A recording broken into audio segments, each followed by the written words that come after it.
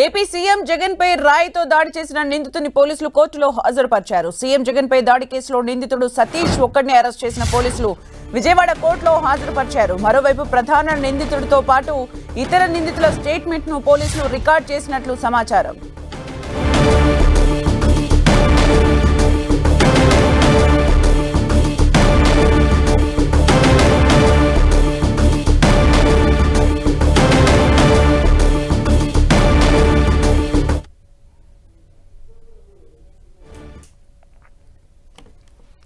AP CM Jagan పై రాయితో దాడి చేసిన నిందితుడిని పోలీసులు కోర్టులో హాజరుపరిచారు.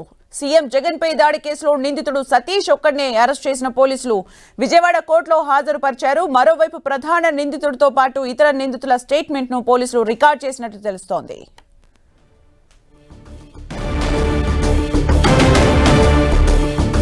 ఇక పూర్తి సమాచారం మా ప్రతినిధి తిరుమలరావు అందిస్తారు. తిరుమలరావు, అంటే పోలీసులు రిమాండ్ రిపోర్ట్ లో ఏ అంశాలు పొందుపరిచారు? సుమిత్ర, ఈ సీఎం జగన్మోహన్ రెడ్డి కేసులో పోలీసులు రిమాండ్ రిపోర్టులో చాలా కీలక విషయాలు అయితే పేర్కొనడం జరిగింది. కావాలనే ఈ కేసులో జగన్మోహన్ రెడ్డిపై వేముల సతీష్ దాడి చేశారని చెప్పేసి రిమాండ్ రిపోర్టులో పేర్కొన్నారు. అదేవిధంగా ఈ కేసు సంబంధించి వేముల దుర్గారావు కూడా ఈ కేసులో జగన్మోహన్ రెడ్డి హత్యాయత్నం సంబంధించి కేసులో ఉన్నట్లుగా తెలుస్తుంది. ఏదేమైనప్పుడు ఈ కేసు సంబంధించి చాలా కీలక విషయాలు అయితే పేర్కొన్నారు.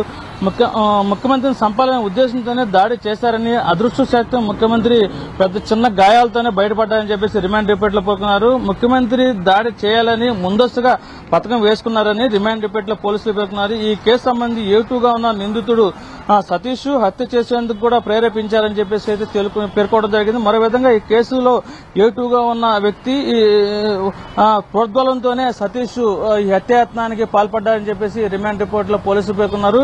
అదేవిధంగా సింగనగర్ ప్రాంతంలోని వివేకానంద స్కూల్ వద్ద నిందితుడు ముఖ్యమంత్రిని వచ్చే వరకు ఎదురు చూశారని రిమాండ్ రిపోర్టులో పోలీసులు పేర్కొన్నారు. నిందితుడికి కాల్ డేటా, అదేవిధంగా సినీ ఆధారంగా కేసులో చాలా విషయాలు పోలీసులు అయితే సేకరించారని చెప్పాలి. ఏదేమైనప్పటికీ ఈ నిందితుడు చాలా పకడ్బందీగానే సీఎం హత్య చేసేందుకు పకడ్బందీగానే ప్లాన్ వేశారని, ఆ ప్లాన్ లో భాగంగానే ఎవరికీ కనపడకుండా లైట్లు తీసేసిన సమయంలో ఫాలో అయ్యి ఏదైతే ఉందో సింగనగర్ ఫ్లేవర్ దిగిన వెంటనే 3 సార్లు కరెంటు పోయింది. ఆ 3 సార్లు కరెంటు పోయిన సమయంలో ఎక్కడ కొట్టాలి, ఎలా దాడి చేయాలని చెప్పేసి ఎదురు చూశారని, కొంచెం ముందుకు వచ్చిన తర్వాత గంగానమ్మ గుడి, వివేకానంద స్కూల్ మధ్యలో వేప చెట్టు ఉంది. మన రాయిపెట్టి కొట్టినా సరే ఎవరికీ తెలియదు. కరెంటు చీకటి కూడా పోయింది. వెంటనే అటు నుంచి ఎస్కేప్ అవ్వచ్చు అని చెప్పేసి పకడ్బందీగా పక్కా ప్రణాళికబద్ధంగా ప్లాన్ తోనే ఈ సందేశ్ దాడి చేసిన, ఆ ప్లాన్ ని అమలు చేసేందుకు ఎవరైతే ఉన్నారో ఈ వేముల దుర్గారావు కూడా కీలకంగా వ్యవహరించారని చెప్పేసి పోలీసులు రిమాండ్ రిపోర్టులో పేర్కోవడం జరిగింది.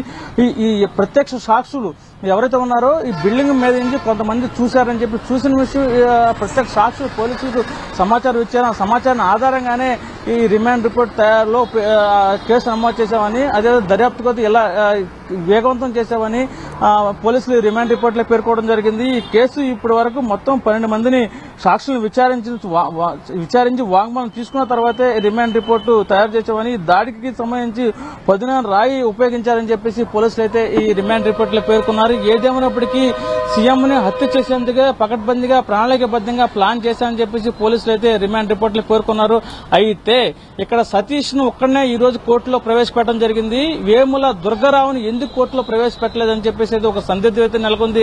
ఈ వేముల దుర్గారావు ప్రధానంగా ఎవరైతే ఉన్నారో మాజీ విజయవాడ సెంట్రల్ ఎమ్మెల్యే బొండా ఉమ అనుచరుడిగా అయితే తేలింది. ఈ పాత్రలో బొండా ఉమ పాత్ర ఎంత ఉంది అనేది ఒక చాలా కీలకం ఉంది. ఈ నేపథ్యంలోనే రహస్య ప్రాంతాల్లో ఉంచి వేముల దుర్గారావుని పోలీసులు తందాయిలో విచారిస్తున్నాడని చెప్పేసి మనకు విశ్వసనీయ సమాచారం తెలుస్తుంది. ఏదేమైనప్పటికీ ఇది పక్కా ప్రణాళికబద్ధంగానే సీఎం ని హత్య చేసేందుకు ప్రణాళికబద్ధంగానే ఎవరైతే ఉన్నారో వేముల దుర్గారావు, అదేవిధంగా వేముల సతీష్ పేర్కొన్నారని చెప్పేసి డిమాండ్ రిపోర్ట్ లో పోలీసులు పేర్కోవడం జరిగింది.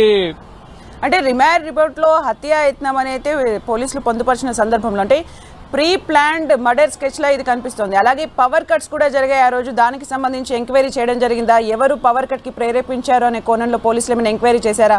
దానికి సంబంధించి రిమాండ్ రిపోర్ట్లో ఏమైనా అప్డేట్స్ ఉన్నాయా?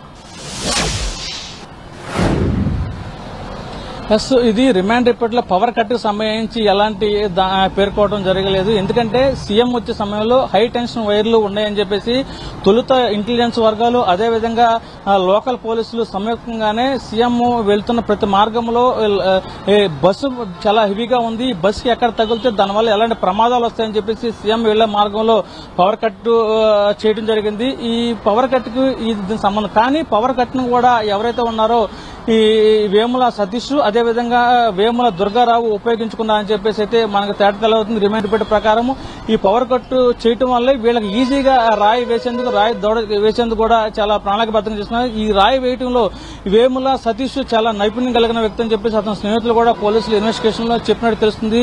ఈ రాయి ఏదైతే ఉందో అతని ప్లాన్ అయితే ఇక్కడ నగదు గంటలు తన కొట్టాలని చెప్పేసి ప్లాన్. కానీ సీఎం ఇక్కడ తగిలింది. సీఎం ఇక్కడ తగిలి వెంటనే పక్కనున్న మా ఎమ్మెల్యే అభ్యర్థి వెల్లంపల్లి శ్రీనివాస్ కూడా కంటికి తగలడం జరిగింది. ఈ నేపథ్యంలోనే సీఎం చాలా ప్రాణాపాయాలతో బయటపడ్డాడు. ఈ సీఎంకి మాత్రం ఇక్కడ కంటి మీద తగిలినట్టయితే చాలా సీరియస్ గా వ్యవహరించేదని చెప్పేసి రిమాండ్ రిపోర్టులు పేర్కొన్నారు. అదేవిధంగా ఇది ఒకసారిగా చేస్తే కాదు, చాలా ప్రణాళికబద్ధంగా ఈ ప్రకటబందీగా ప్లాన్ లో భాగమే ఈ రోజు సీఎం మీద దాడి జరిగిందని చెప్పేసి పోలీసు రిమాండ్ రిపోర్టులో పేర్కోవడం జరిగింది. అయితే ఈ దాడి ప్రేరేపించింది ఎవరు? టీడీపీ మాజీ ఎమ్మెల్యే బొండం అమేశ్వరరావు ప్రేరేపించాడా లేకపోతే ఇతర ఏమైనా ప్రేరేపించారని చెప్పేసి పోలీసులు అయితే ఇన్వెస్టిగేషన్ చేస్తున్నారు. దీనిలో భాగంగానే ఈ రోజు మొదటగా ఏదైతే ఉందో సలీం లాయర్ సచివాలయంతో మొదటగా ఈ కేసు సంబంధించి పాతదారి అయినటువంటి సతీష్ ని అరెస్ట్ చూపించారు. తర్వాత వేముల దుర్గారావును కూడా అరెస్ట్ చూపిస్తారు.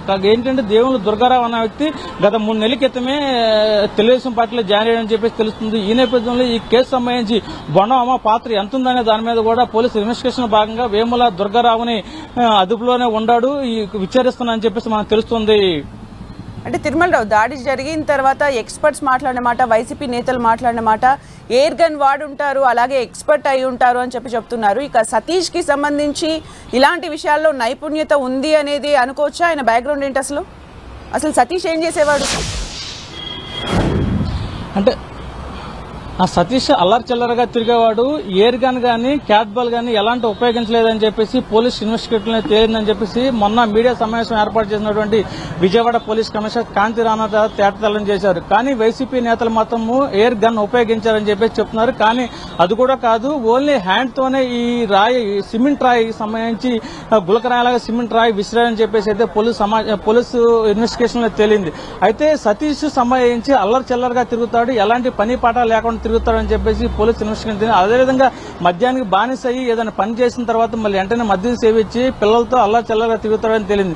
కానీ ఈ మనకు తెలిసిన విశ్వసనీయ సమాచారం ప్రకారం అయితే, తాజాగా తెలిసిన సమాచారం ప్రకారం అయితే ఆ సీఎం పర్యటించే ముందు 3 రోజుల ముందు సరదాగా అందరూ కూర్చుని ఏదైతే ఉందో వడ్డరి కాలనీ దగ్గర కూర్చుని సరదాగా మాట్లాడిన సమయంలో సీఎం వస్తున్న సమయంలో రాయి పెట్టి విసరాలని చెప్పేసి దుర్గారావు సతీష్ చెప్పినట్టుగా, అదేవిధంగా దానికి సంబంధించి సతీష్ ఎటు బస్సు విస్తృతాన్ని చెప్పినట్టుగా మనకి పోలీస్ ఇన్వెస్టిగేషన్ లో అయితే తాజా సమాచారం అయితే తెలిసింది. అయితే ఈ కేసు సంబంధించి అప్పుడుతో వాళ్ళు మర్చిపోయారు, తర్వాత ఎవరి ద్వారా వెళ్ళిపోయారని చెప్పేసి అనుకుంటా. కానీ సీఎం వచ్చే సమయంలో ఈ ప్లాన్ అమలు చేసేందుకు సతీష్ అదేవిధంగా దుర్గారావు కూడా అమలు చేసేందుకు కూడా ప్లాన్ చేశారని చెప్పేసి ఇప్పటికే రిమాండ్ రిపోర్ట్ పేర్కొన్న ఆ ప్లాన్ లో భాగంగానే సీఎం సింగనగర్ ఫ్లేవర్ దిగిన వెంటనే డాబాకోట్ల సెంటర్కి వెళ్లారు. ఆ ప్రాంతంలో లైట్లు తీసుకోవడం జరిగింది. మరికొంత ముందుకెళ్లిన తర్వాత మరి ఇంకోసారి లైట్లు తీశారు.